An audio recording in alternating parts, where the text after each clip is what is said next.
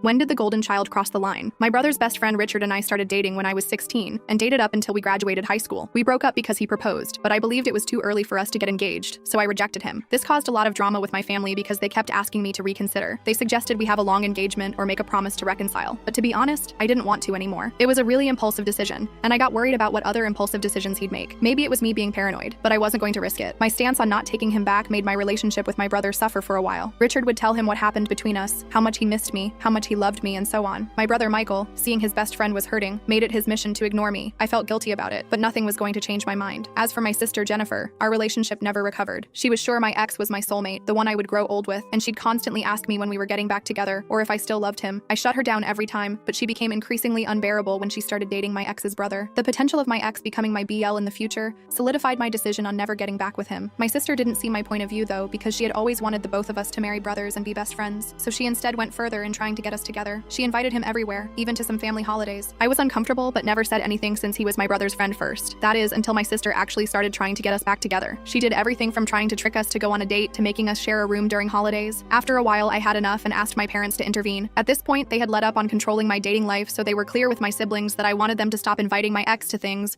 or allowing him to tag along so much. My sister didn't let up though, and I decided to do a semester abroad just to get away from her. This was actually how I met my husband David. He was from another university but the same country, and we met on a blind date. We instantly clicked and it was magical for me. I had never felt this way with anyone else. We got engaged after dating for a year, and I was so happy to share the news with my family. They congratulated me, except my sister. She asked me when I was going to dump my fiancé and get back with my ex. When I told her never, she started insisting that I was in the honeymoon phase and would grow out of it. She said my ex would be waiting for me when I did. I clearly didn't, and after countless and nearly never-ending fights and attempts to reunite me with my ex, I simply let her know if she pulled anything again I would stop talking to her. I had hoped she'd take that warning seriously. After all, I was dead serious. But instead, she started a long con. She got engaged, made me her maid of honor, and requested I spend all my time with the bridal party, also known as my ex. But she doesn't stop there. She sets up one of her friends as my husband's date, with none of our knowledge or consent. We didn't even realize until we were at the reception, and the girl tried flirting with my husband and telling him her room number at the hotel we were all staying at. My sister, of course, tried to justify it, saying that since we weren't married yet, it was okay to explore things with other people. I grabbed my husband out of there and left without saying anything to her. The next day, I spoke with my parents and brother and explained that this situation was out of hand. It had lasted years and I was tired of it. That's why I told them I would not talk to my sister ever again,